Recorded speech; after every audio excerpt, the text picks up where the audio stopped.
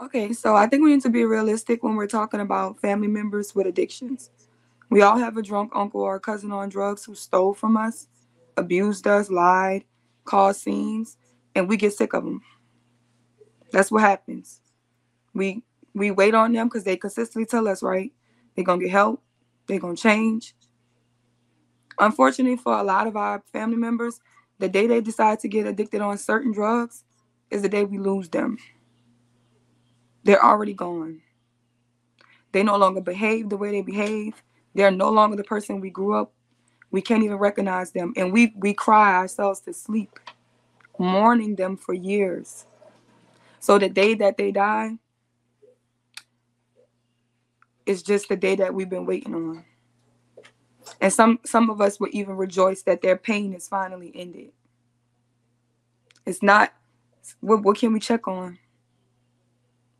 Because at some point we have to realize that they're gone. We have to save extra money because guess what? These life insurance policies not covering that. So we got to throw card games and suppers and all of this. We can't even bury them. Barely can bury them because it gets that bad. And life never stops lifing for us. We still got to take care of our responsibility. Our bills are still there. She still has to take care of the kids. And they get on these drugs and they numbing their pain while hurting everybody around them. Because they didn't want to deal with their pain, they decided to add pain to everybody around them. You're not getting rid of your pain. You're just passing it along to the people you love. So we can't blame the operators. We have to take accountability because this is a wake up call for us individually to heal. Prevent it before you get to the point where you need to be on drugs. If you're on drugs, go to rehab. If you can fight for your life, fight for your life because if you let the drugs win, it's not gonna you're numbing yourself. You don't feel anything. You're hurting the people around you. So it's unfortunate. I come from a family of addiction. It's unfortunate that you can't love a person out of their nature. You can't love them through it. And you'll burn yourself out trying to love somebody through out of their addiction. You can love them through it and give them help when they want to help. But some of these drugs, it's not like crack. We probably know crackheads, they've been on crack for 50 years. Man, whatever they was cooking up in with these pharmaceuticals, big pharma, you get on something big pharma gave you, you may never make it back. Opioids, it's heroin in a pill form. That the only way if they can't get the pills, they'll go heroin. The crackheads, they be living forever. But these opioids, if it gets that bad, do all that you can to remove them from the environment. Continuously put them in rehab because it gets to a certain point where we just waiting on a day. We just waiting on a call, and that's unfortunate. As somebody who you love, you waiting on a call. You waiting on a moment because you seeing him. They're a zombie. He probably was a zombie for years.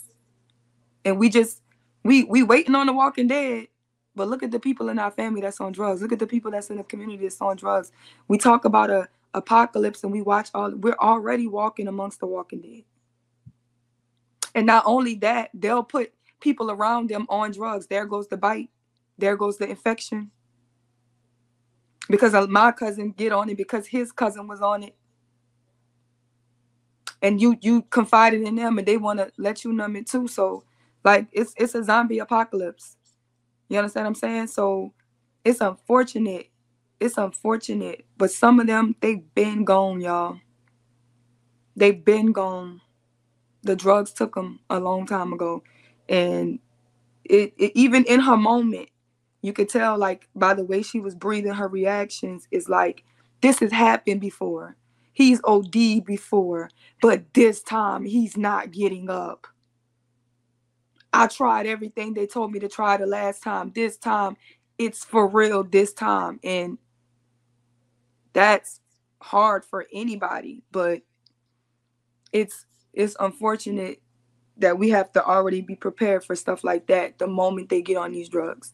That's why we have to make sure the ones who are not, to check on the strong ones, check on the people that you think they happy, they good. Check on the people you love and make sure and be kind. Be kind. You never know what people going through. Be kind to people, because somebody one step away and your kindness may save them from doing drugs, may save them and encourage them to doing it. So that's why I want to say, look at it from that angle. A lot of times we have those people in our lives where it's like, even the regular people, when we at the bus stops, the ones begging for change at the gas stations, you really think that's them people? The drugs got them.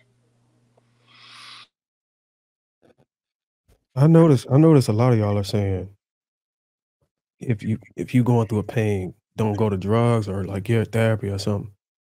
Are y'all saying the reason why these people or most people get on drugs are because they're going through pain?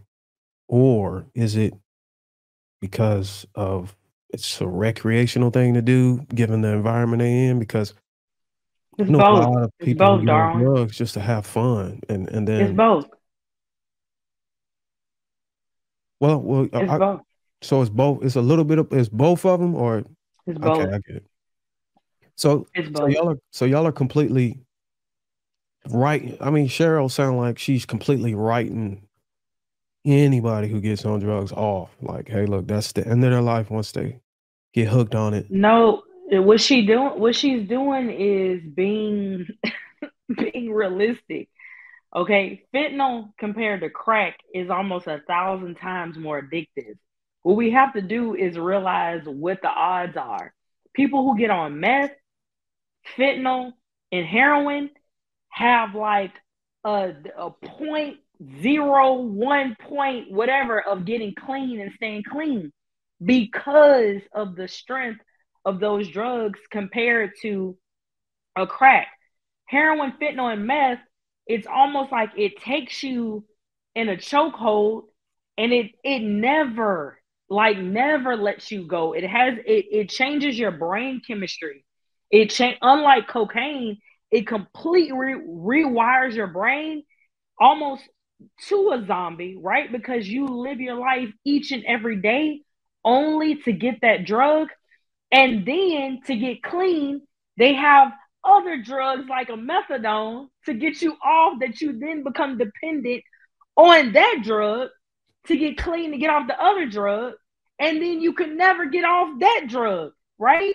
So it's not like a crack cocaine. Like we said, one of my uncles went to Vietnam. He used drugs and opioids in Vietnam and got my mom's other brother back on drugs when he came back. It is like a zombie apocalypse, because when you get in relationships, like you said, recreational is not always, oh, I'm hurting so bad, let me go use some drugs. It can be friend to friend, peer to peer, a party. They used to call cocaine. Oh, do you party? They called cocaine partying, or Molly. Oh, you like to party? That means that you like to get high with party drugs and ecstasy. So those things are real. It can be one or the other, but the result is always the same landing. It's always the same end result, depending on if you're using an upper or a downer, like an opioid. There's different types of drugs. Pure cocaine is an upper. Opioids, drinking lean, all of that, all heroin, fentanyl, all of those drugs are downers. Meth is an upper, but meth, unlike cocaine being an upper, it has a stronger hold because there's pure crystal meth, and then there's also manufactured meth that people make in their garages that they can make with battery acid and other drugs and Sudafed from the CVS or Walgreens. That's why when you go into a drugstore, you have to go to the pharmacist to get like Sudafed, depending on what city you live in, because they may have a real meth problem, right? So if people can't get pure meth like they do in Arizona, Phoenix, where crystal meth is rampant everywhere, if they live on the West Coast or they live in the South, like a Georgia, Louisiana, Alabama, they manufacture their own meth, battery acid meth that they can make in a bottle where they shake it. That type of meth, it will rot your body from the inside out, right? That gets a hold of you. That's when you have people, you think crackheads stay up? A meth addict can stay up for 7 days straight and not sleep. It's a real zombie, like for real. You don't, they can take apart a whole car and put a car back together in 7 days of doing meth in a garage. So these drugs change you. You're no longer who your family thought you were, who your loved ones thought you were. You are no longer that person. That's what she's trying to explain. Once you go down certain roads, there is no return. It's done. It's everybody just looking at the clock now. They're just looking at when you peacing out.